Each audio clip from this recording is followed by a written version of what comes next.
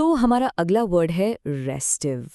Restive एक adjective है, यानी कि एक विशेषण। इसका मतलब होता है बेचैन, अशांत या फिर बेकाबू हो जाना। सोच के देखिए, जब कोई इंसान या लोगों का ग्रुप इम्पेशेंस यानी अधीर होने के कारण, डिससैटिस्फैक्शन यानी असंतोष के कारण, या बस बोर्डम से बोरियत से शांत नहीं बैठ पाता और उन्हें कंट्रोल करना मुश्किल हो जाता है, तब हम रेस्टिव वर्ड का यूज करते हैं। चलिए इसको कुछ एग्जाम्पल से और बेहतर समझते हैं। ओके, हमारा पहला सेंटेंस है the students grew restive after waiting for the teacher for over an hour. इसका मतलब है कि 1 घंटे से ज्यादा टीचर का इंतजार करने के बाद स्टूडेंट्स बेचैन हो गए। जरा इमेजिन कीजिए क्लासरूम का सीन। बच्चे अब चुप नहीं बैठ पा रहे हैं, आपस में बातें कर रहे हैं और उनका पेशेंस उनका धैर्य अब बिल्कुल खत्म हो रहा है।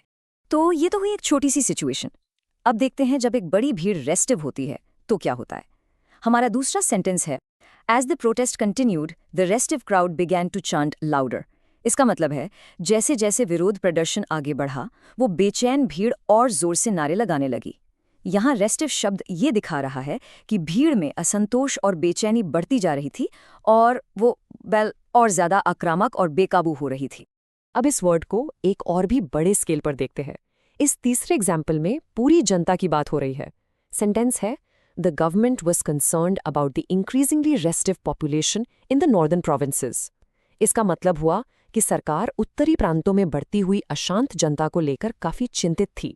इस कॉन्टेक्स्ट में रेस्टिव का मतलब है कि लोगों में व्यापक रूप से असंतोष फैल रहा था, जिससे किसी बड़े विद्रोह या सामाजिक अशांति का खतरा बन गया था।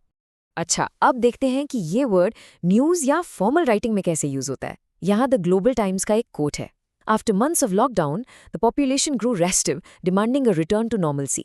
यानी महीनों के लॉकडाउन के बाद लोग बेचैन हो गए और उन्होंने सामान्य स्थिति में लौटने की मांग शुरू कर दी। अक्सर न्यूज़ रिपोर्ट्स में पब्लिक के मूड को डिस्क्राइब करने के लिए रेस्टिव वर्ड का इस्तेमाल कुछ इसी तरह से किया जाता है। तो अब जब आप इस वर्ड का मतलब और यूसेज अच्छे से समझ गए हैं, चलिए इससे जुड़े कुछ और वर्ड्स देखते हैं। सबसे पहले इसके सिनोनिम्स यानी समानार्थक शब्द हैं। रेस्टलेस यानी बेचैन, अनरूली यानी अनियंत्रित जिसे काबू न किया जा सके, एजिटेटेड यानी उत्तेजित, और फिजिटी मतलब जो एक जगह टिक कर ना बैठे। और अब इसके एंटोनिम्स यानी विपरीत शब्द हैं। काम यानी शांत, पेशेंट यानी धैर्यवान, पीसफुल यानी शांतिपूर्ण, और रिलैक्स्ड यानी चिंता मुक्त या बिल्कुल आराम से।